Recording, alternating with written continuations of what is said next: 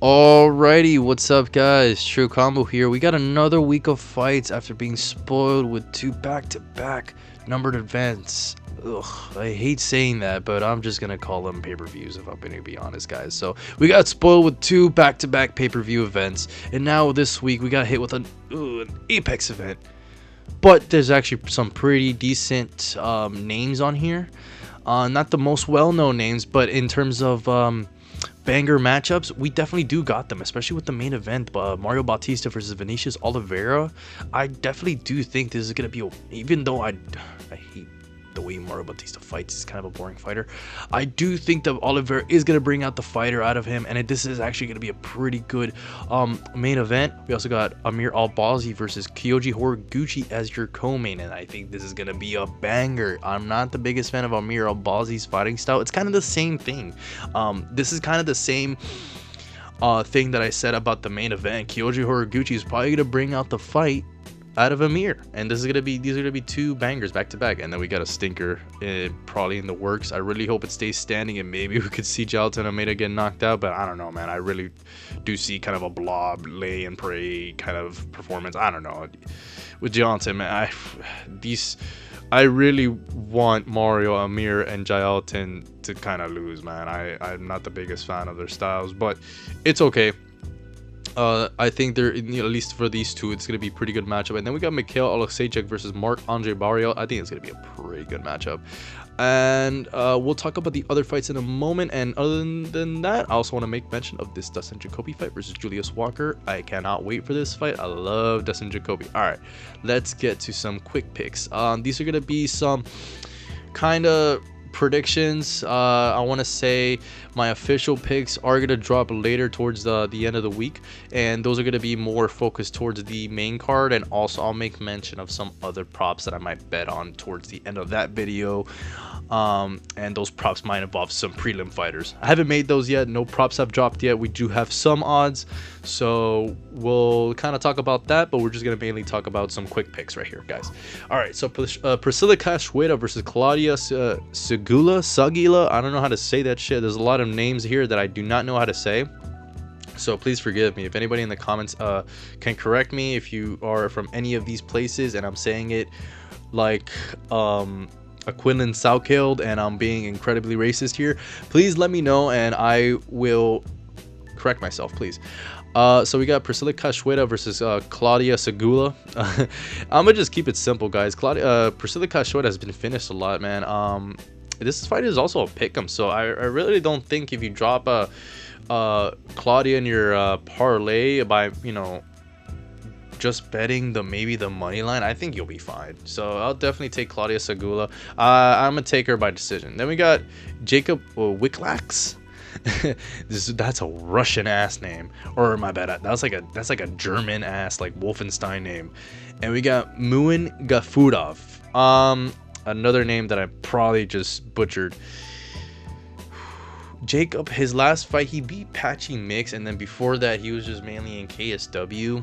Muin Gafurov, I believe he won his last one. Yeah, he won his last one, and then he has been finished in the past, but I don't know, man. I mean, this fight is pretty much even. I know his record is 20 and it's still a pretty good record, 20-6, but compared to Jacob's 17-3 record, the 6 losses might, I don't know, appear like a red flag, but I don't know, man. I mean, I think this would be a good fight. This fight I feel like is even purely because we haven't really seen Jacob fight a lot. We've only seen him fight once, and he beat Patchy Mix, but that win has aged like milk. So that's why I can see this fight being even odds. But Muin might have a chance, but I don't know, man. I think Jacob could win this. I think it'd be by decision. So I'm going to take it by that. Kong Wang versus Eduardo Mora. I'm going to just go simple here. I'm just going to go take Kong Wang by decision. I mean, we could see, I mean, this is a pretty big underdog from Eduardo Mora, but I don't know, man. I think Kong Wang just has better momentum right now, so I'm just going to take her by decision. Saeed Nurmagomedov versus Javid Bashara. Man, this is one of the tougher fights to pick because realistically, these fighters are kind of on the same trajectory, but The only difference is that Javid has gotten finished. Saeed, I don't think, has gotten finished.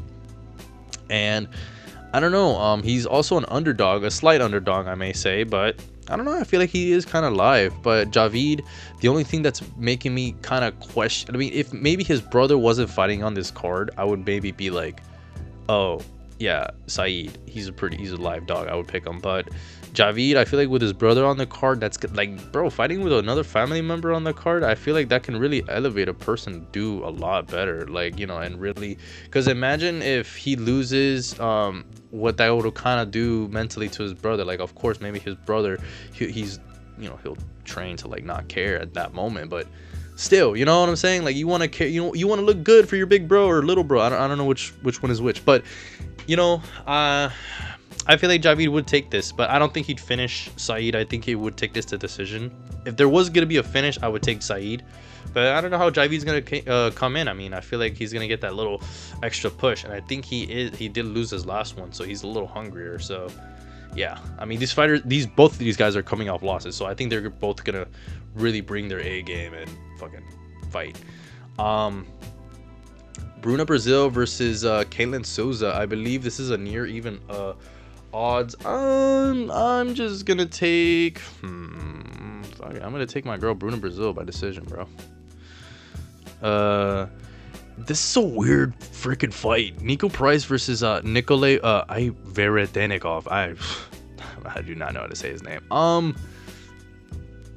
Dude, these fighters, let's just look at the records, guys.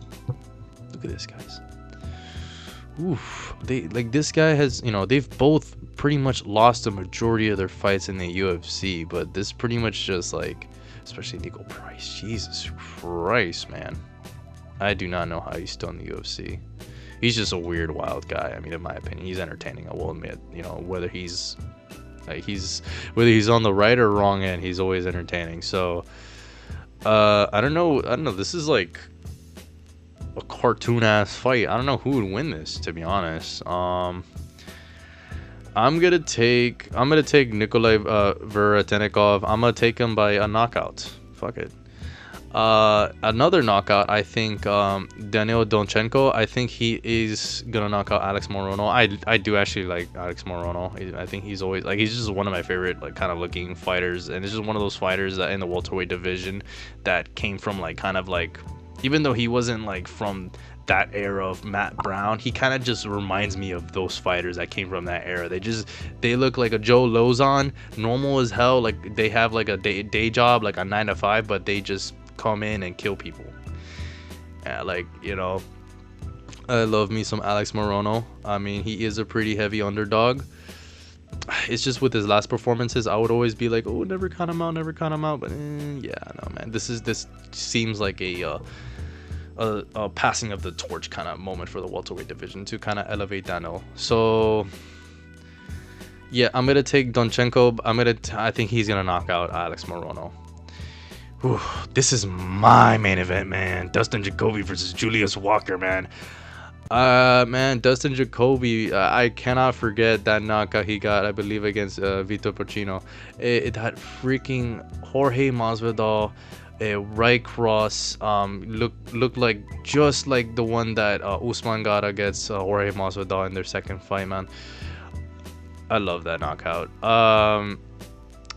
I think Dustin Jacoby is gonna knock out Julius Walker. I believe Julius Walker was supposed to fight someone else on the fight on this card, and it got canceled. And yeah, I think Dustin Jacoby stepped up all the way. I don't know if it was the other way around, but doesn't matter. This is a banger fight. I think Dustin Jacoby is gonna take this by knockout.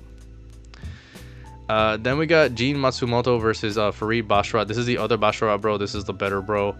Man, Farid has just been looking so good, man. I think I might have taken him to finish Gene Matsumoto, man. This is gonna be a pretty good fight.